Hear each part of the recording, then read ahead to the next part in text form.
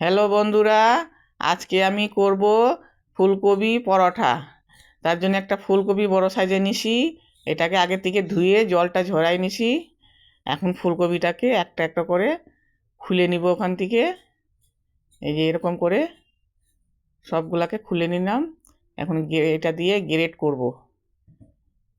এরকম আমি গ্রেট করাটা নিছি, এটা দিয়ে আমি সবগুলা গ্রেট করে নিব। ওই শক্তগুলো দিব না, খালি ফুলগুলাই দিব। এই যে গ্রেট হয়ে গেছে।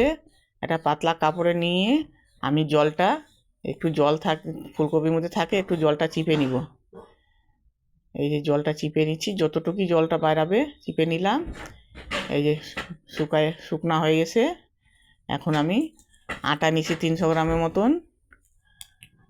1 চামচ তেল নিলাম, একটু লবণ দিলাম, দিয়ে আটাটাকে মাখিয়ে নিচ্ছি। আটাটাকে এই কপির জলটা যে বাইর করছিলাম ওইটাও দিয়ে দিলাম। জল দিয়ে একটু নরম করে মাখতে হবে। মাখা হয়ে গেছে, তেল মাখিয়ে 10-15 মিনিটের জন্য রাখে দিব ঢাইকে। তার জন্যে এখন ওই কপিটা যে গ্রেট করছি ওগুলাকে আমি একটু হালকা করে ভাজবো। তেল দিলাম, রসুন দিলাম কুচি, লঙ্কা কুচি, পেঁয়াজ কুচি, আদা কুচি দিয়ে কয়েক মিনিট ভাজবো।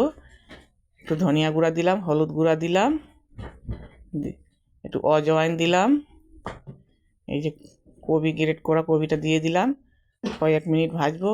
লবণ দিলাম হালকা হালকা করে ভাজবো। এই যে কস্তুরি মির্চ দিয়ে দিলাম উপর থেকে। এই যে ভাজা হয়ে গেছে। এখন ঠান্ডা করে এই যে একটু ধনিয়া পাতা দিয়ে দিলাম উপর থেকে। আগে ধনিয়া পাতাটা দেই নেই, এই যে এখন দিলাম। দিয়ে ঠান্ডা হয়ে গেলে পরে এই যে 10-15 মিনিট হয়ে গেছে আটাটা, আর একটু ডলা দিলাম। দিয়ে এই যে রুটির সাইজের থেকে একটু বড় বড় নিতে হবে। এরকম বাটি করে এই 2-3 চামচ দিয়ে দিলাম এটার মধ্যে। দিয়ে মুখটাকে ভালো করে এরকম করে বন্ধ করে নিব। বন্ধ করে এরকম গোল করে শুকনো আটা দিয়ে বেলে নিব।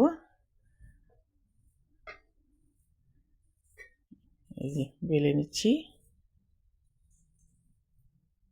একটা 4 কোনা করে দেখাইলাম, গোল করে কয়টা করলাম, কয়টা 4 কোনা শেপ করলাম করে। এই যে সব ভাজা হয়ে গেছে দেখো। এবার দই চাটনি দিয়ে আমি প্লেটটা সাজাইলাম। তোমরা পারো আচার দিতে, আচার দিয়ে খাইতে পারো। আচার